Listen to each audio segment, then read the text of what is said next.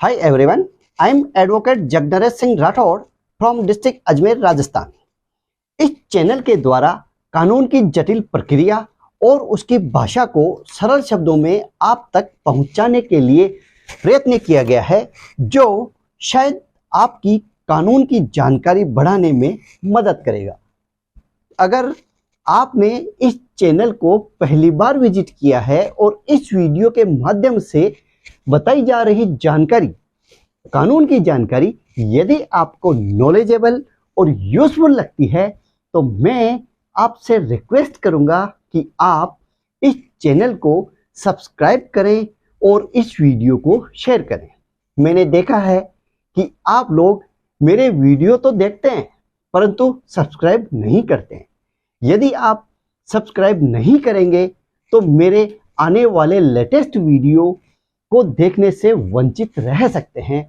इसलिए इस वीडियो के माध्यम से बताई जा रही कानून की जानकारी यदि आपको नॉलेजेबल और यूजफुल लगती है, तो मैं आपसे रिक्वेस्ट करूंगा कि आप इस चैनल को सब्सक्राइब करें और नोटिफिकेशन बटन ऑन करें, जिससे आपको मेरे नए वीडियोज की सूचना इंफॉर्मेशन मिलती रहे। तो आइए बात करते हैं आज के टॉपिक पर कि डोमेस्टिक वायलेंस, घरेलू हिंसा क्या है और किसे कहते हैं। यह एक बहुत बड़ा टॉपिक है। यह एक वर्ल्ड लेवल पर एक व्यापक मुद्दा है और यह घर की सीमा के भीतर, घर की चार दीवारी के भीतर नियंत्रण और प्रभुत्व स्थापित करने के लिए एक व्यवस्थित तरीके के रूप में कार्य करता है, जिसके परिणाम स्वरूप अक्सर पीड़ितों को, जो पीड़ित महिलाएं होती है, उनको मानसिक आघात और शारीरिक या भावनात्मक नुकसान होता है। घरेलू हिंसा के पीछे की जो घटनाएं हैं व्यापक रूप से अलग अलग हो सकती है। भारतीय संदर्भ में घरेलू हिंसा मुख्य रूप से महिलाओं को टारगेट करती है, जो उनके पतियों या उनके परिवार के पुरुष सदस्यों के द्वारा की जाती है। भारत में घरेलू हिंसा का मतलब आमतौर पर किसी व्यक्ति द्वारा अपने रिश्तेदारों के हाथों झेली गई हिंसा है, लेकिन इसमें विशेष रूप से महिलाओं के द्वारा उनके परिवार के पूरे सदस्यों या रिश्तेदारों के हाथों झेली गई हिंसा को शामिल किया गया है। घरेलू हिंसा को घरेलू हिंसा से महिलाओं की सुरक्षा अधिनियम 2005 के द्वारा परिभाषित किया गया है। इस अधिनियम में परिभाषित किया गया है। घरेलू हिंसा अधिनियम से पहले भारत में घरेलू हिंसा के मामले को नियंत्रित करने वाला कानून, जो इंडियन पेनल कोड के सेक्शन 498A के द्वारा कार्रवाई की जाती थी, परंतु इस धारा में दो कमियां थी। सबसे पहले, इस प्रावधान के तहत जो पीड़िता है, जो पीड़ित पक्षकार है, को राहत या मुआवजा प्रदान करने, मतलब मेंटेनेंस या भरण पोषण देने का कोई प्रावधान नहीं था। दूसरा, 498A केवल विवाहित महिलाओं पर ही लागू होती थी। इन दोषों को दूर करने के लिए केंद्र सरकार द्वारा घरेलू हिंसा अधिनियम 2005 लागू किया गया था। घरेलू हिंसा अधिनियम द्वारा प्रदान की जाने वाली राहतों में जो मजिस्ट्रेट जो रिलीफ देती है पीड़िता को, उसके अंतर्गत इस सेक्शन के सेक्शन 70 के तहत पीड़ित महिला को साझी गृहस्थी, मतलब कंबाइंड फैमिली में रहने का अधिकार है। एक महिला को गृहस्थी से अलग नहीं किया जा सकता।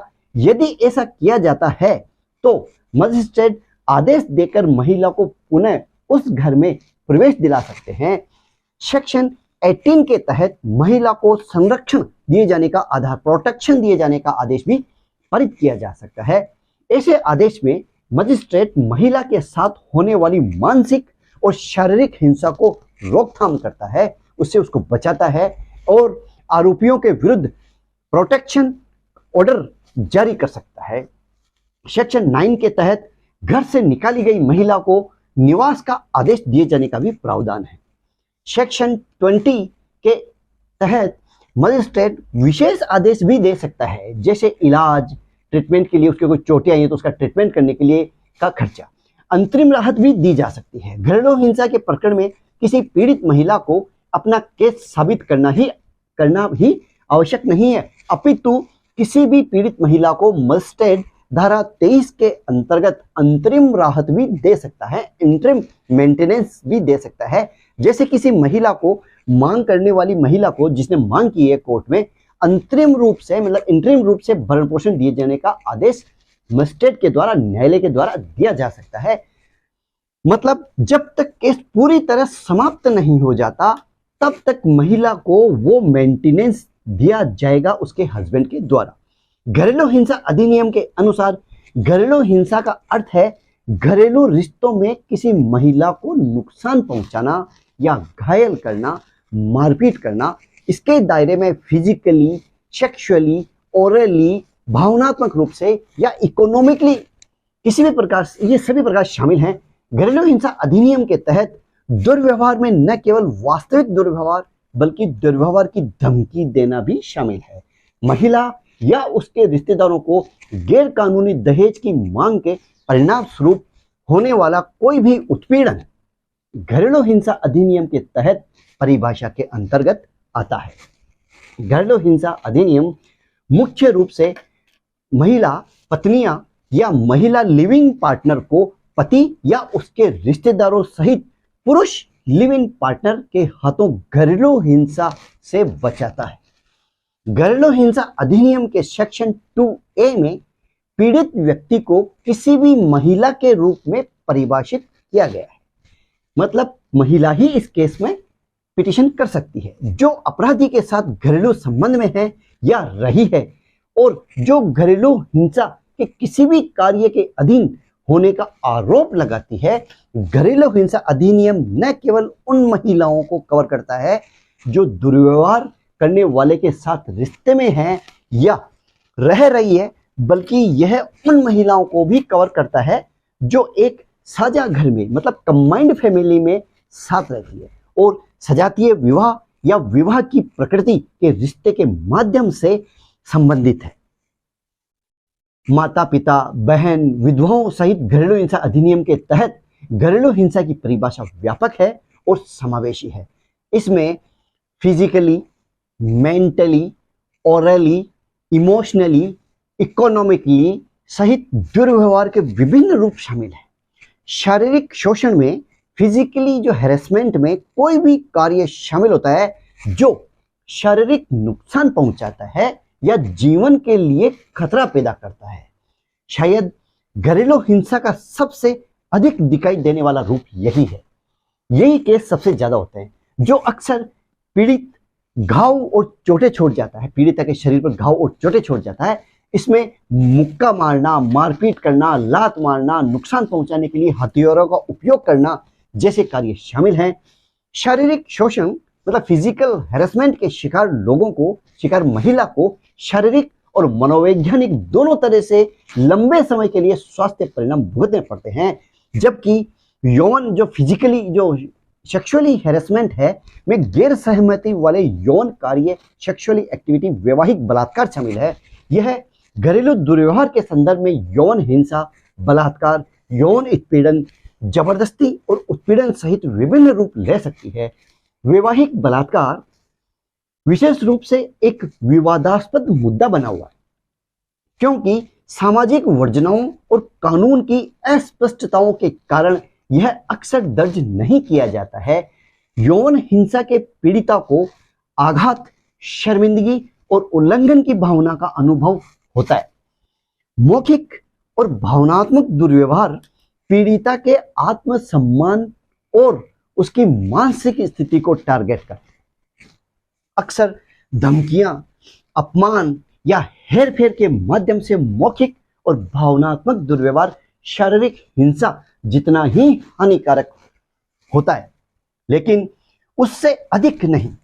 दुर्व्यवहार का यह रूप अपमान, धमकी, हेरफेर और गेट लाइटनिंग के माध्यम से पीड़िता के आत्ममूल्य या आत्मसम्मान जो मनोवैज्ञानिक स्थिति पर हमला करता है। समय के साथ यह पीड़ित के आत्मविश्वास को कम कर सकता है, जिससे वे अलग थलग और शक्तिहीन महसूस करने लग जाती है। दूसरी ओर आर्थिक दुरुपयोग में वित्तीय संसाधनों को नियंत्रित करना या रोकना शामिल है, जिससे पीड़ितक की आर्थिक स्वतंत्रता पर नियंत्रण हो जाता है। आर्थिक दुर्व्यवहार नियंत्रण का एक सूक्ष्म और लेकिन शक्तिशाली रूप है, जिससे अक्सर घरेलू हिंसा के बारे में चर्चा में अनदेखा कर दिया जाता है। इसमें वित्तीय मतलब इकोनॉमिकली जो सोर्स ऑफ इनकम है, रोजगार के अवसरों या संपत्तियों तक पहुंचने को नियंत्रण करना शामिल है, जिससे पीड़ित निर्भरता के चक्र में फंस जाती है। आर्थिक दुर्व्यवहार पीड़िता के लिए अपमानजनक रिश्तों को छोड़ना या स्वतंत्र रूप से अपने जीवन का पुनर्निर्माण करना कठिन बन जाता है। भारत में घरेलू हिंसा एक जटिल मुद्दा है, जिसके बहुआयामी कारण सामाजिक, ऐतिहासिक, धार्मिक और सांस्कृतिक हैं। गरीबी और शिक्षा की कमी जैसे सामाजिक कारण जो हैं, रिश्तों में शक्ति और असंतुलन में योगदान देते हैं, जिससे अपने पीड़ितों पर नियंत्रण स्थापित कर पाते हैं। ऐतिहासिक पितृसत्तात्मक संरचनाओं ने लिंग आधारित हिंसा को मजबूत करते हुए पुरुष श्रेष्ठता और पुरुष प्रभुत्व की धारणा को कायम रखा है। दहेज संबंधी हिंसा जैसे अपमानजनक व्यवहार को उचित ठहराने या बनाए रखने में भूमिका निभा सकते हैं। जब लोग घरेलू हिंसा के बारे में सुनते हैं तो वे आमतौर पर इसे शारीरिक हिंसा तक ही सीमित कर देते हैं, विशेषकर उस अर्थ में जो दिखाई देता है, और मौखिक दुर्व्यवहार का विचार अक्सर सामने नहीं आता है। इससे मौखिक दुर्व्यवहार का प्रभाव सामान्य हो जाता है। हालांकि घरेलू हिंसा आमतौर पर हिंसा का पूर्ण विकसित रूप बनने से पहले मौखिक रूप से दुर्व्यवहार से शुरू होती है, जैसे एक दूसरे को गाली गलौज देना, अपमान करना, भांति भांति। घरेलू हिंसा अधिनियम की धारा 3 में मौखिक हिंसा को घरेलू हिंसा के रूप में शामिल किया गया है। यह मौखिक दुर्व्यवहार को महिलाओं के खिलाफ घरेलू हिंसा को अंजाम देने का कानूनी रूप से मान्यता प्राप्त तरीका है। मौखिक दुर्व्यवहार व्यक्ति के आत्म सम्मान और उसकी भावनाओं को बहुत अंदर तक प्रभावित करता है, जिससे आत्मसंदेह होता है। आत्मसम्मान पर किसी भी हमले के परिणाम स्वरूप मनोवैज्ञानिक आघात, उसको मेंटली हैरेसमेंट और अवसाद होता है। महिलाओं के खिलाफ घरेलू हिंसा के परिणाम गहरे और बहुत दूरगामी मतलब दूर तक असर देने वाले होते हैं, जो उनके जीवन के हर पहलू को प्रभावित करते हैं। शारीरिक रूप से पीड़ित चोटों और टूटी हड्डियों से लेकर अधिक गंभीर स्थितियों जैसे दर्दनाक स्थिति है, मस्तिष्क की चोटों या आंतरिक अंग क्षति से पीड़ित हो सकते हैं। इन शारीरिक चोटों के लिए अक्सर चिकित्सीय देखभाल की आवश्यकता होती है और इसके परिणाम स्वरूप लंबे समय के लिए विकलांगता या पुरानी जो बीमारियां हैं वो समस्याएं हो सकती है। इसके अलावा घरेलू हिंसा का मनोवैज्ञानिक प्रभाव भी उतना ही विनाशकारी होता है जितना पीड़ितों को चिंता मतलब डिप्रेशन, स्ट्रेस, अभिघातजन्य तनाव, विकार और कम आत्मसम्मान के लक्षण अनुभव होने लगते हैं। ये शर्म और अपराध बोध और बेकार की भावनाओं से जूझ सकते हैं, भयंकर डिप्रेशन में जा सकते हैं, जिससे सामाजिक अलगाव हो सकता है, वो अपने आप को एकांत में कर सकती है। गंभीर मामलों में घरेलू हिंसा के परिणाम स्वरूप आत्मघाती विचार या प्रयास भी हो सकते हैं, सुसाइड कर सकते हैं। व्यक्तिगत स्तर से परे घरेलू हिंसा के व्यापक सामाजिक और आर्थिक परिणाम भी होते हैं। जो महिलाएं घरेलू हिंसा का अनुभव करती हैं, उन्हें रोजगार, शिक्षा और इकोनॉमिकली जो फ्रीडम में जो बाधाओं का सामना करना पड़ सकता है, जिससे गरीबी और निर्भरता का चक्र बना रहता है। इसके अतिरिक्त जो बच्चे अपने घरों में घरेलू हिंसा देखते हैं, रोज माता पिता के बीच लड़ाई झगड़ा देखते हैं, उनके बीच मारपीट देखते हैं, उनके मेंटली विकास में देरी हो सकती है, व्यवहार संबंधी समस्याएं और भविष्य में हिंसक रिश्तों में शामिल होने का खतरा बढ़ जाता है। घरेलू हिंसा का प्रभाव समुदायों तक ही नहीं फैलता है, जो भय, अविश्वास और सामाजिक अस्थिरता की संस्कृति में योगदान देते हैं।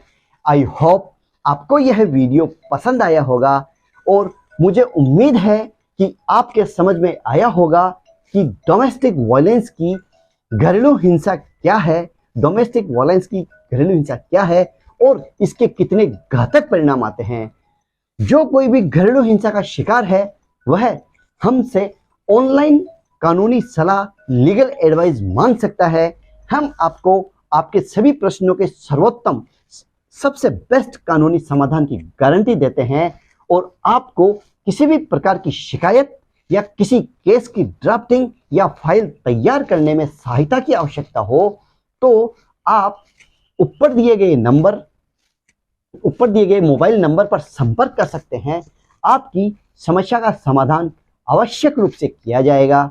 एनी फॉर द क्वेश्चन आप कमेंट्स बॉक्स में डालिए, मैं या मेरी टीम मेंबर आपको रिप्लाई जरूर करेंगे।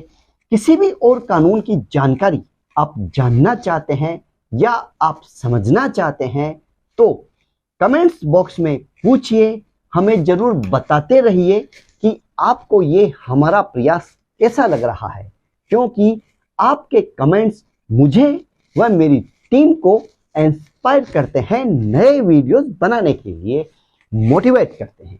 We are always with you, ahead of you, fight for the protection of your rights. आपके अधिकारों की सुरक्षा की लड़ाई में हम हमेशा आपके साथ हैं, आपके आगे हैं। जय हिंद, जय भारत।